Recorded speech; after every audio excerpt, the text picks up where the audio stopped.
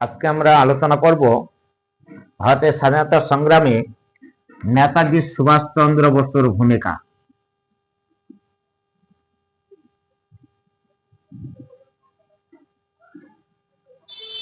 ভারতের স্বাধীনতা আন্দোলনে নেতাজি সুভাষচন্দ্র বসু কি ভূমিকা রেখেছিলেন সেটা আমরা আলোচনা আজকে করব। আমরা তো স্বাধীনতা পেয়েছি 1947 সালে 15ই আগস্ট। আমাদের অনেক দিন এই স্বাধীনতার পিছনে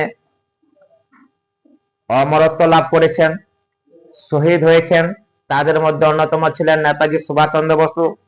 গান্ধীজির যেটা ঠিক বিপরীত, যেমন আমাদের জাতির পিতা মহাত্মা গান্ধী যেমন অহিংস আর সত্যাগ্রহের মাধ্যমে আন্দোলনটা চালিয়েছিলেন, কিন্তু সুভাষচন্দ্র বসু তার ঠিক বিপরীতেই এগিয়ে চলেছিলেন।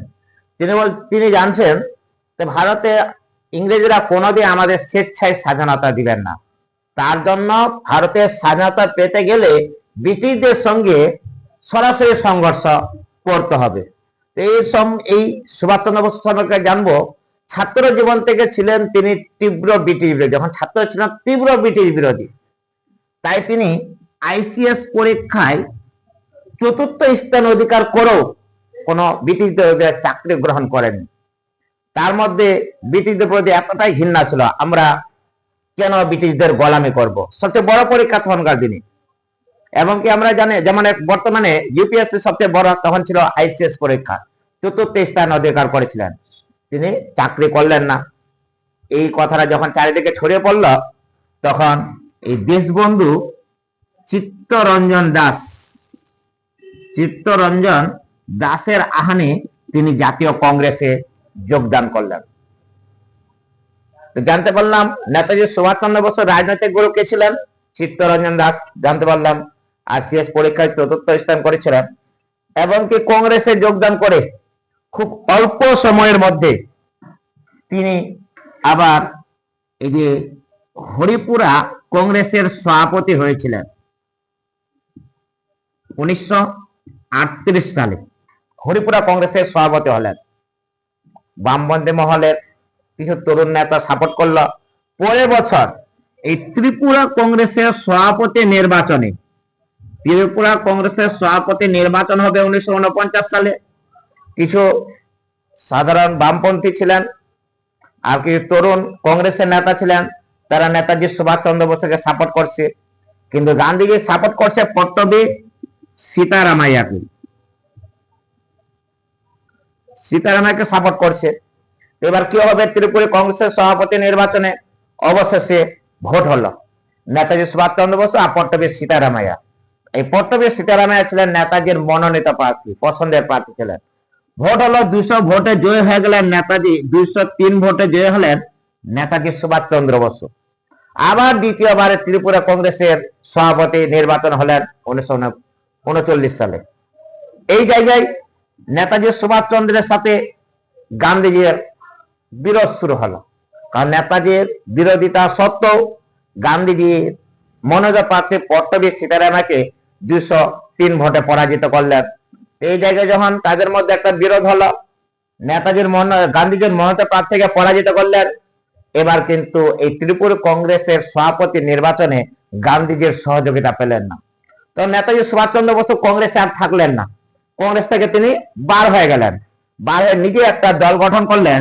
সেই দলটার নাম হচ্ছে ফরওয়ার্ড ব্লক দল। ফরওয়ার্ড ব্লক দল কে তৈরি করলেন?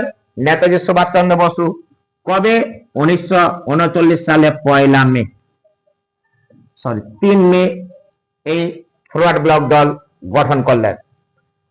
ওই সময় নেতাদের কাছে আর একটা সুযোগ চলে আসলো। 1939 সালে দ্বিতীয় বিশ্বযুদ্ধ শুরু হলো, ভয়ঙ্কর যুদ্ধ। একদিকে ছিল মিত্র শক্তি আর একদিকে ছিল অক্ষ শক্তি। মিত্র শক্তি ছিল ইংল্যান্ড, ফ্রান্স, রাশিয়া আর আমেরিকা, আর অন্যদিকে অক্ষ শক্তি ছিল জার্মানি, ইতালি আর আমাদের পূর্ব প্রান্তে জাপান। ওই সময় দেখলেন গান্ধী এই নেতাজির কাছে একটা সুযোগ চলে আসলেন। সুযোগটা হচ্ছে ইংল্যান্ডের যে বিরুদ্ধে আছে জার্মানি, ইতালি, জাপান, এতে ভারতের স্বাধীনতার জন্য এদের সহযোগিতার দরকার। এবার তিনি যে নীতিটা ধারণ করলেন, নেতাজি সুভাষচন্দ্র বোস সেটা হচ্ছে শত্রুর শত্রু আমার মিত্র।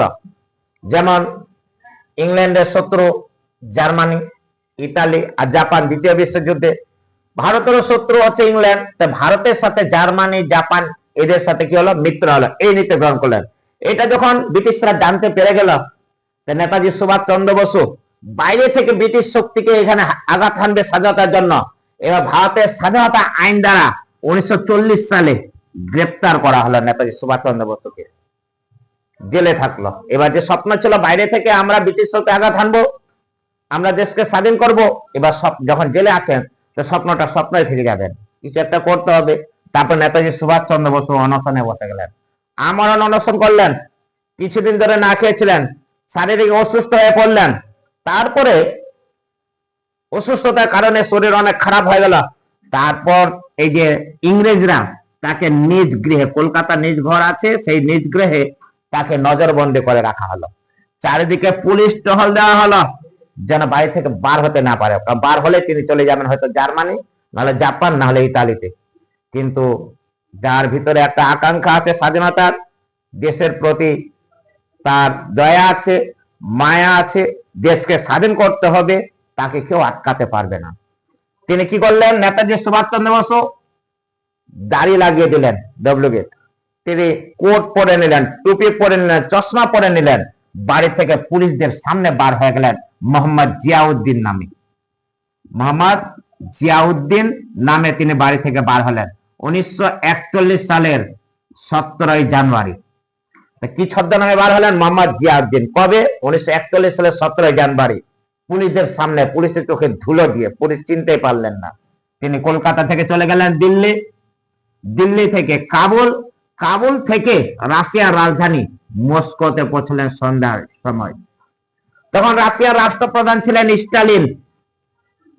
স্টালিনের কাছে সাহায্য চাইলেন, ভারতের স্বাধীনতার জন্য আমাদের সাহায্য করো, সাহায্য। তিনি স্টালিন কোনো প্রতিশ্রুতি দিলেন না। তো এখানে আমাদের একটা কোশ্চেন আছে, এই যে নেতাজি রাশিয়ায় কেন গেলেন, কি কারণে? কারণ দ্বিতীয় বিশ্বযুদ্ধে ইংল্যান্ড রাশিয়াতে একই জোটে আছে, তারা তো বন্ধু। কি কারণে গেলেন? একটাই কারণ ছিল, জার্মানির যে হিটলার আছে 1941 সালে, তিনি যে বছর গিয়েছিল ওর আগে 2 মাস আগে হিটলার রাশিয়া আক্রমণ করেছিলেন। লেনিনগ্রাড, মস্কোগ্রাড, স্টালিনগ্রাড একধার থেকে রাশিয়াকে শেষ করতে করতে যাচ্ছেন। আর এই হিটলারের সৈন্যবাহিনীর কাছে এরা কিন্তু, রাশিয়ার সৈন্যরা পদদস্ত হয়েছিল। এবার তারা স্টালিন ইংল্যান্ড আর ফ্রান্সকে জার্মানির পশ্চিম প্রান্তে যুদ্ধ শুরু করতে বলছে। এই জন্য এরা যদি এইদিকে যুদ্ধ শুরু করে, জার্মানিকে এইদিকেও যুদ্ধ করতে হবে, এইদিকেও যুদ্ধ করতে, পশ্চিম দিকেও পূর্ব দিকেও, তো একটা বিপদে পড়বে। কিন্তু এই যে ইংল্যান্ড ফ্রান্স টাল বাহানা করে সময় কাটছে, কারণ ইংল্যান্ড ফ্রান্সও ছিল কমিউনিস্টের, রাশিয়া কমিউনিস্টের বিরোধী, আর জার্মানি ছিল এই কমিউনিস্টের বিরোধী। এই জন্য এরা টাল বাহানা করে দুজনের সময় কাটাচ্ছে।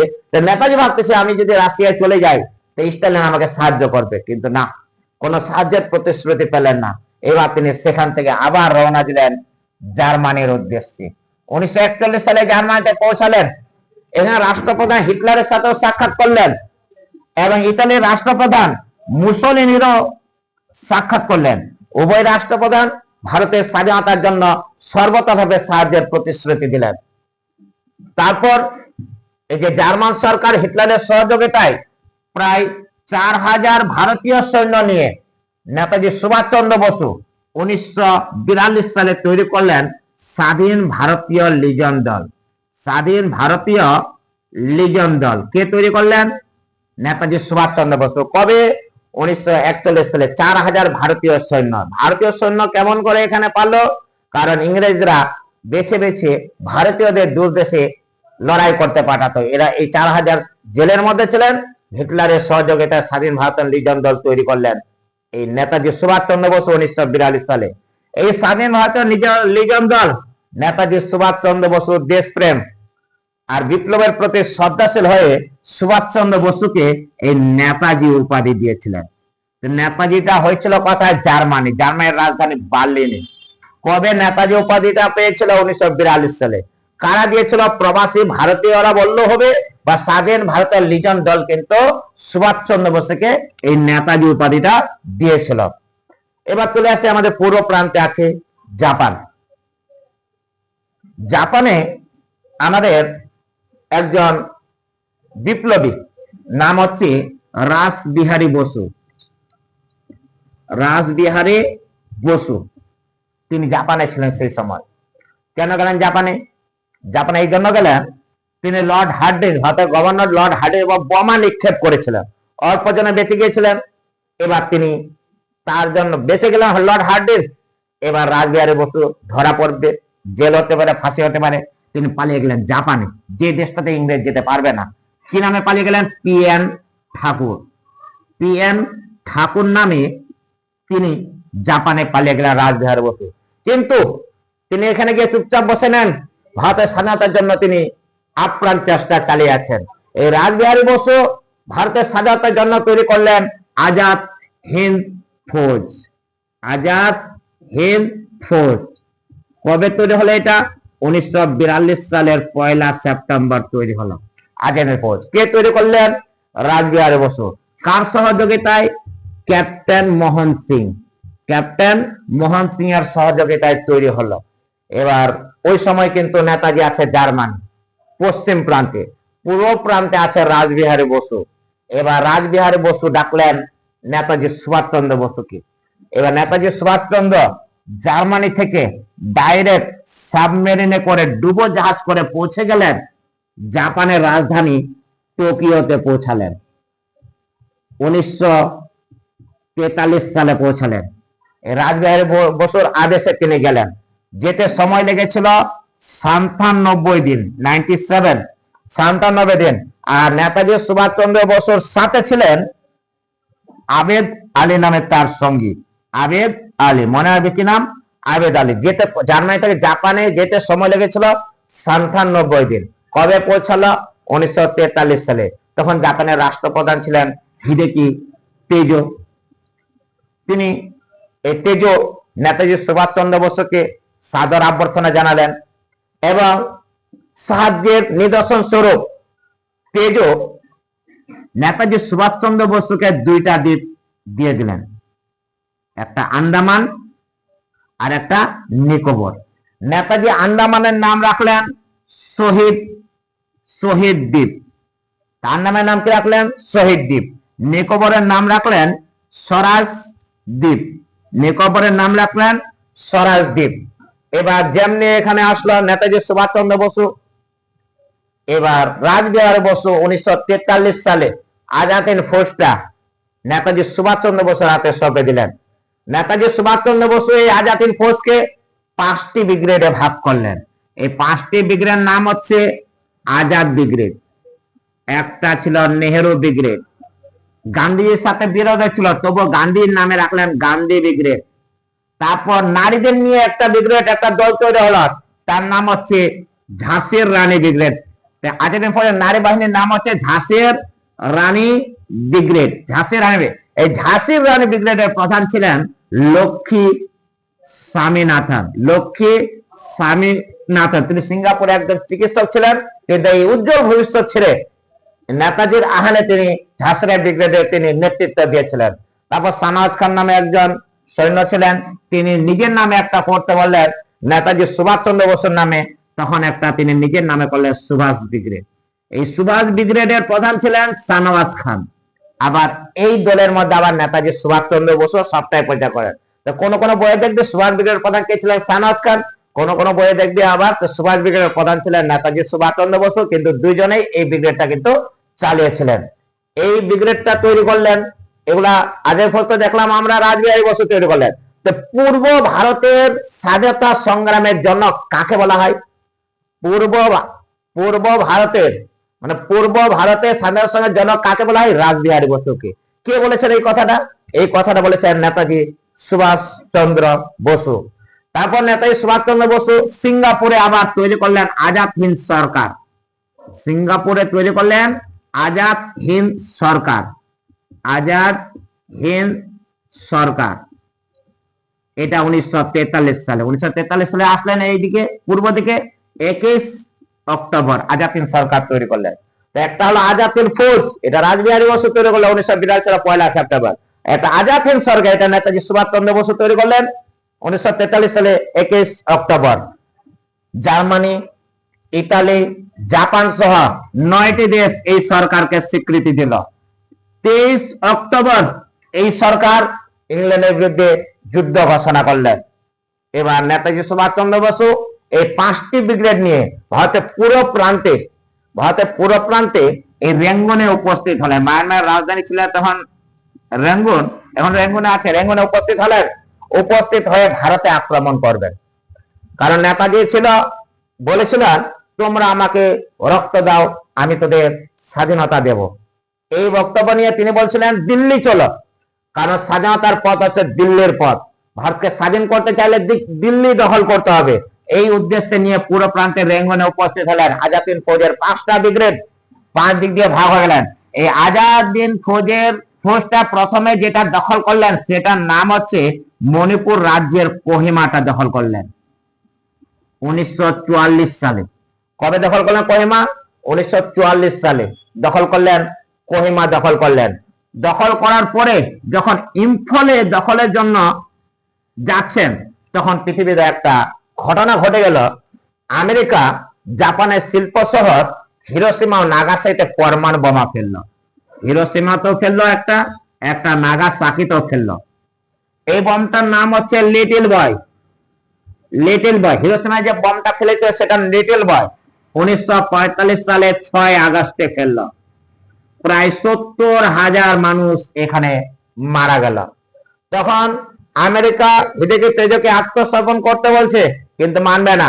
3 দিন পরে নাগাসাকিতে ফেললো, সেটার নাম হচ্ছে ফ্যাটম্যান নামে একটা পরমাণু বোমা ফেললো। এটা ফেললো 1945 সালে 3 দিন বাদে 9 আগস্ট। এখানে প্রায় 40,000 মানুষ মারা গেল। এইভাবে এই আজাদ হিন্দ ফৌজের সাহায্য যে জাপান থেকে পেত, জাপান থেকে পাওয়া সাহায্যটা পুরোপুরি বন্ধ হয়ে গেল। এবং আজাদ হিন্দ ফৌজের কিছু জাপানের সৈন্য ছিল, তারা নিজের দেশে মনোবল ভেঙে চলে গেল।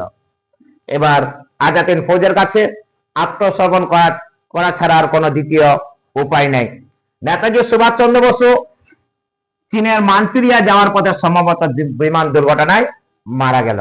এই যে আমাদের রিয়েল হিরো নেতাজি সুভাষচন্দ্র বসু।